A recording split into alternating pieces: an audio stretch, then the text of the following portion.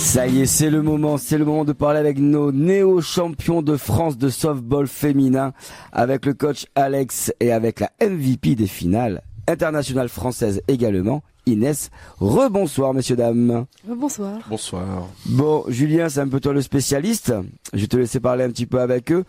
Première question que tout le monde veut se poser, comment on se sent à la fin quand le dernier point est marqué, que ça y est, toutes les joueuses sont éliminées à la manche, c'est gagné, le titre est en poche? Mais c'est un sentiment qu'on peut ressentir qu'une seule fois. Pour ma part, ça a été le cas. C'est génial, c'était vraiment... on a attendu jusqu'au dernier retrait. Pour ma part, je jouais en chant, donc je tremblais, je regardais mes coéquipières, on s'est dit putain c'est le moment, c'est là. Et quand ça se passe, il n'y a pas de mots quoi. On crie, on se regroupe, on fait la fête, c'est génial. Est-ce que vous pouvez justement nous raconter ce dernier retrait? Comment il s'est passé? Alors le dernier retrait, c'était sur un strikeout. Ouais. Bon, voilà, la fille n'a pas réussi à frapper, donc elle s'est fait retirer. Elle est retournée s'asseoir. Donc c'est vraiment, il n'y a pas eu de jeu, mais on a su qu'à ce moment-là, c'était le bon moment, quoi. Voilà. Et là c'est quoi? On va sur la lanceuse, c'est ça? Parce que la lanceuse, c'est elle qui a lancé le dernier pitch. Donc la lanceuse et la catch se regroupent. Voilà. Et puis nous, le temps qu'on arrive, on se regroupe aussi. T'es loin, toi? Ouais. Moi, je suis un peu plus loin. Ouais, je suis au fond. Voilà. Non, mais on court et puis voilà, on se serre dans les bras et voilà. On le rappelle quand même pour nos auditeurs que les finales de Division 1 en softball, ça se joue en 5 matchs. Qu'il y a eu 3 matchs ce week-end à Boulouris. Vous aviez comment dire L'avantage du terrain. Vous aviez l'avantage du terrain parce que vous avez fait une super saison. Vous avez fait une super saison avec 18 victoires et 2 défaites. Après un bilan comme ça, avec plus de 196 points marqués dans cette saison, qu'est-ce qu'on peut vous souhaiter pour la suite et qu'est-ce que vous allez faire pour la suite? Pour la suite, on va revoir nos objectifs vers la hausse avec la Coupe d'Europe. En fait, en gagnant ce titre de champion de France, on accède à une Coupe d'Europe qui va nous donner un niveau de jeu bien au-dessus du championnat de France, avec un objectif de gagner cette Coupe d'Europe afin d'atteindre l'élite du softball européen en club. Je parle vraiment en club et pas en équipe nationale. Avec des joueuses justement de club qui, pour ma part, je l'espère, je vais arriver à les faire monter de niveau pour atteindre l'équipe nationale, qui est le saint graal d'une joueuse française. Alors avant la saison prochaine, moi j'aimerais revenir quand même sur cette finale parce que malheureusement je n'ai pas pu me déplacer. Julien était là, donc lui il a sorti tout ça. Tu me disais au téléphone, Alex, que c'est la première fois de l'histoire que déjà un match se joue au 5e match, qu'une finale se joue au 5e match, c'est ça? Alors oui, le format du championnat cette année a été de jouer une saison régulière et de qualifier uniquement les 2 premiers de la phase régulière sur une finale qui se joue au meilleur des 5 rencontres. C'est le format du baseball américain qui est orchestré depuis des années. Et chaque année, c'était une finale au meilleur des 3 ou en match direct. Et cette année, ils ont innové, ils ont dit on va faire en meilleur des 5.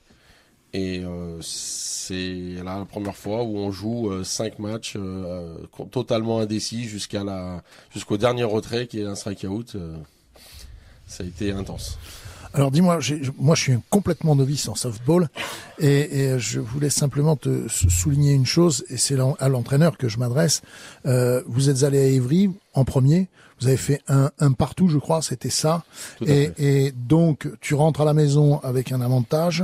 Est-ce que au football, c'est comme au football à l'extérieur, ça compte double, ce qui n'est plus vraiment le cas d'ailleurs. Mais et 2, quelle a été ta façon d'orienter ta stratégie de jeu? Alors, on est monté à Évry, justement, on avait l'avantage du terrain final, c'est-à-dire qu'on était forcé de jouer un match chez nous. Donc on a dit on va aller jouer à l'extérieur avec un objectif, c'est de ramener à minima une victoire. Si on arrive à redescendre avec les 2, c'est mieux. On a tout donné sur le premier, on a joué parfaitement et ça s'est très bien passé. On a gagné 8-2. 8-2, oui. C'est ça, ouais.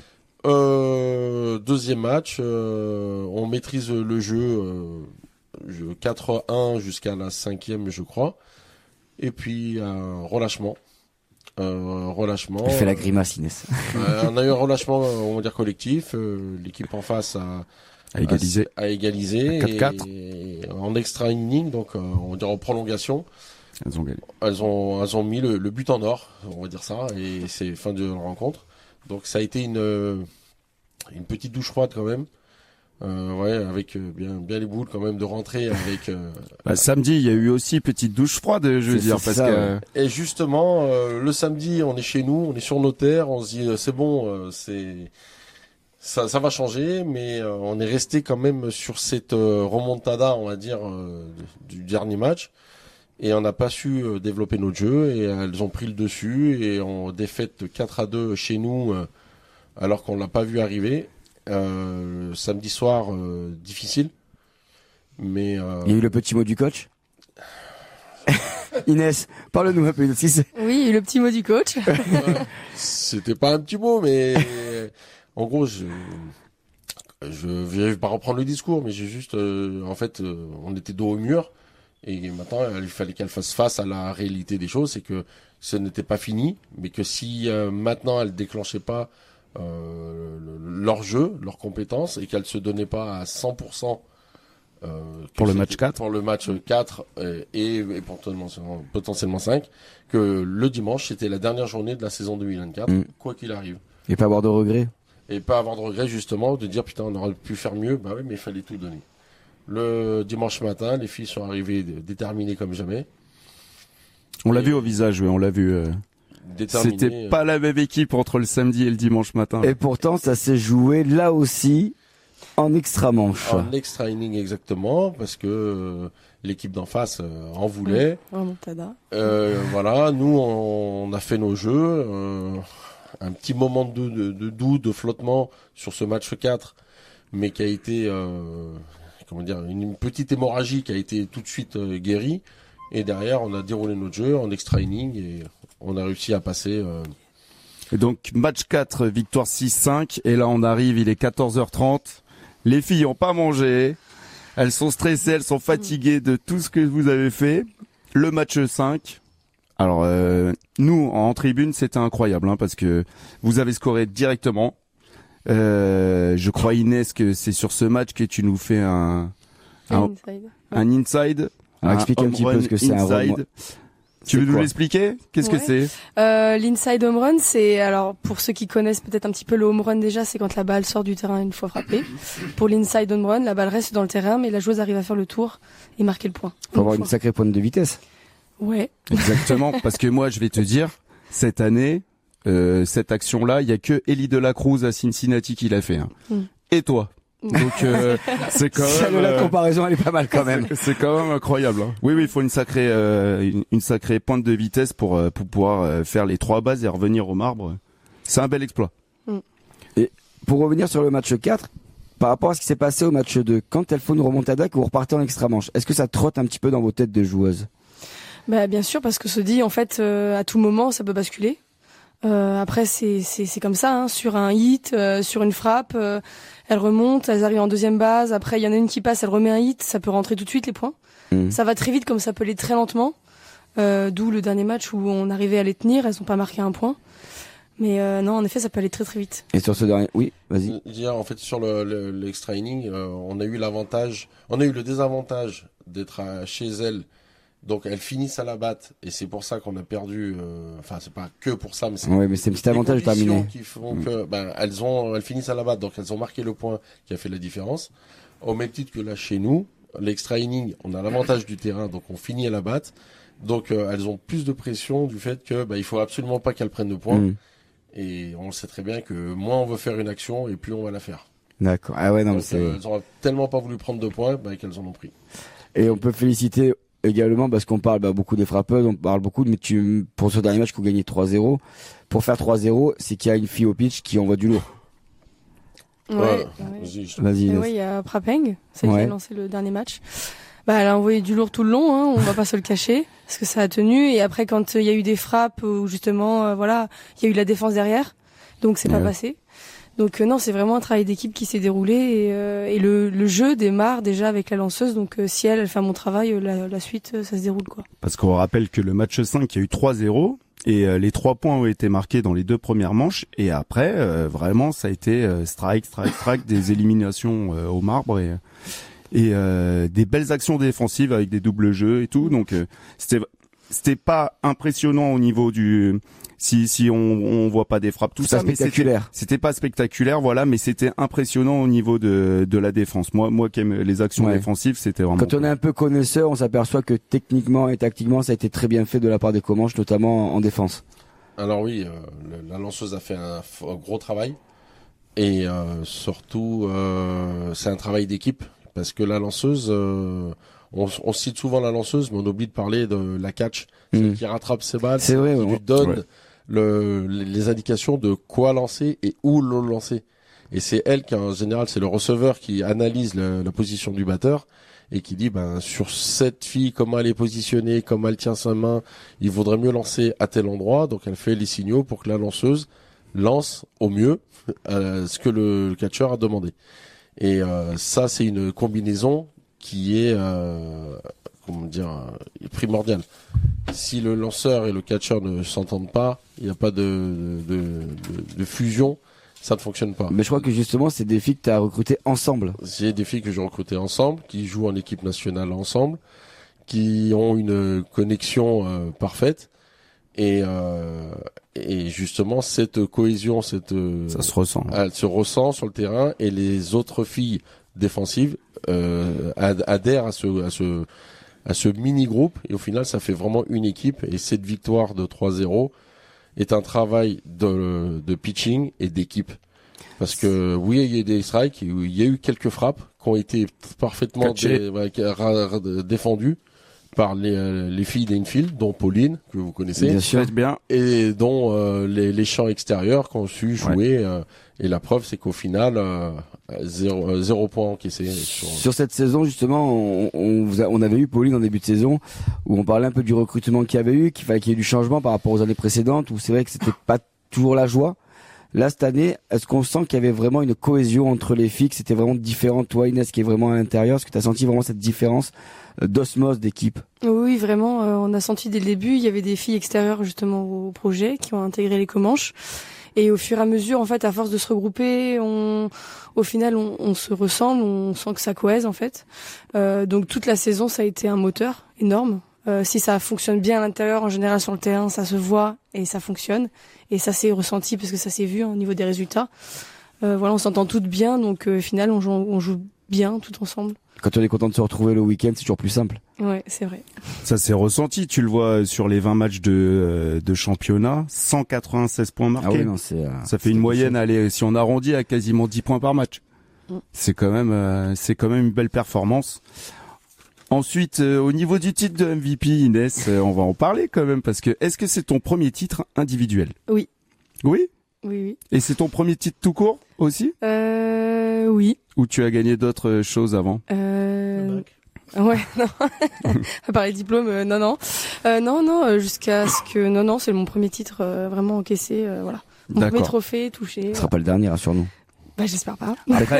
Après c'est le titre de MVP des finales, mais toi qui as suivi la saison avec moi, Guillaume, Inès, pour ceux qui comprennent un peu derrière le micro, derrière le poste, c'est un batting average à 616. C'est des runs, 32 runs, 45 hits dans cette saison. On est à plus de 8 doubles et 3 triples et 1 home run. Otani, t'as demandé des conseils ou pas encore? J'aimerais bien. Mais... Non, c'est des grosses statistiques. C'est énorme. Ouais. C'est 30 RBI, c'est incroyable. Quand on est plus dans la technique, mais pour ceux qui écoutent et qui comprennent pas trop, c'est du très haut niveau. C'est monstrueux. C'est du très très haut niveau et on te félicite parce que nous on a suivi la saison avec passion et on s'est régalé et on vous félicite encore pour ce titre. Ce qui est génial, c'est que même quand un match, vous le perdez, comme ça arrivait samedi ou quoi, vous gardez ce sourire. Vous gardez cette joie de jouer ensemble et ça c'est génial à voir. On sent qu'il y a vraiment un vrai plaisir d'être sur le terrain entre vous. C'est vrai. Dernière petite question, monsieur l'entraîneur. Dis-moi, pour l'année prochaine, tu commences quand à travailler ton recrutement s'il y a besoin? Est-ce qu'il y a besoin? Voilà. Alors, j'ai envie de dire que cette année, vu les résultats qu'on a fait sur le terrain et en dehors par la cohésion, on a attiré les filles vers nous. Contrairement aux autres années où on doit faire du recrutement, là c'est les filles qui ont vu qu'il y avait quelque chose de très intéressant au Comanche, que ce soit sur le terrain ou en dehors, et elles ont fait les démarches d'elles-mêmes de venir à ma rencontre. J'ai dit que pour l'instant on se concentrait au final. Les finales terminées, maintenant je vais passer au recrutement, c'est-à-dire que aux sélections entre guillemets, aux journées portes ouvertes qu'on va effectuer dans notre en regroupement en début mi-novembre. Et on va voir si chaque profil est intéressant, et il y a plus de la moitié qui nous intéresse, qui n'est pas forcément sportif. D'accord. On privilégie d'abord le relationnel plutôt que le niveau de jeu, parce qu'on s'est rendu L'intégration au groupe. Exactement. On s'est rendu compte que de bon niveau ne fait pas une équipe. En revanche, une bonne entente fait une équipe. En gros, vous avez tiré les leçons de la saison précédente. Et des saisons précédentes. D'accord. On a construit un projet depuis 3 ans, et là, ça commence à payer justement avec la manière et avec une équipe. Et dernière petite chose aussi sur ce week-end, parce que malheureusement c'est un peu un chose avec lequel on essaie de se battre, nous, de faire un petit peu de com pour que les gens viennent vous voir au Crêpes de Bouloris. Vous avez eu la chance d'avoir du monde qui est venu vous voir ce week-end, et je sais que ça vous a fait énormément plaisir de jouer devant des dizaines de personnes, ce qui est malheureusement trop peu souvent le cas. Inès, j'imagine toi en tant que sportive. Oui, c'est très peu connu comme sport, donc en général on n'a pas beaucoup de monde, si les familles ou les amis proches. Mais là, le fait d'avoir eu du monde ce week-end, ça a été un moteur énorme. Pas un coup de pression justement, vraiment un moteur, parce que de voir autant de gens fédérer les matchs comme ça, ou même nos équipes, c'est ouf. Voilà. Bon, chers auditeurs, vous savez ce qu'il vous reste à faire pour la saison prochaine. Venez nous voir. C'est ça. On s'amuse bien. J'en profite pour remercier toute la famille softball, on va dire, qui est venue nous soutenir. Tous les clubs avoisinants de la région sont venus, et on profité du beau spectacle softball qui a été ces finales, et je leur remercie d'être venus. C'était un très beau week-end de soft, du coup. Toi, tu t'es éclaté. Moi, je me suis régalé. Ça fait, j'ai suivi avec vous, avec l'aventure Mouille le maillot toute la saison. J'étais au match à domicile. Ça a été vraiment incroyable cette saison, mais spectaculaire. Et comme on le redit, il faut pas hésiter à aller au Crêpes de Bouloris, à pousser ce portail et à monter le chemin. C'est plus une forteresse depuis Thibaut. Exactement. Et venez voir le softball, venez découvrir ce sport softball. Et vous avez aussi des fois des ententes baseball. Oui, avec les jeunes notamment. Pour les jeunes. Là, la saison est finie, donc vous vous consacrez un peu plus aux équipes de jeunes. C'est ça, exactement. Il va y avoir des compétitions là au niveau des jeunes. D'accord. Donc, voilà. Tu as les dates? Oui, semaine prochaine. 19-20. Semaine prochaine. Voilà. D'accord. Le week-end du 19-20, il y a un tournoi de jeunes de softball au Crêpes de Bouloris. Question à Julien. Dis-moi, là pour la Coupe d'Europe, tu vas faire le suiveur? Alors, parce que t'es assez fou pour le faire, toi. Alors, Alex, tu nous confirmes, la Coupe d'Europe, c'est au mois d'août? Je confirme que c'est au mois d'août. Après, je n'ai pas les dates exactes, ni encore le lieu. Mais et tu sais pas contre qui? Mais si on peut y aller, on ira. Mais vous êtes les bienvenus. Tu m'as parlé un peu d'Italie tout à l'heure. Si c'est là-bas, mois d'août, j'ai pas un programme trop chargé. Écoute, pas mal. Hein. En tout cas, merci. Encore félicitations pour ce magnifique titre. Et bien sûr que Mouille le maillot sera toujours là pour vous suivre, parce qu'on se régale à vous suivre et à suivre du softball. Merci de votre soutien.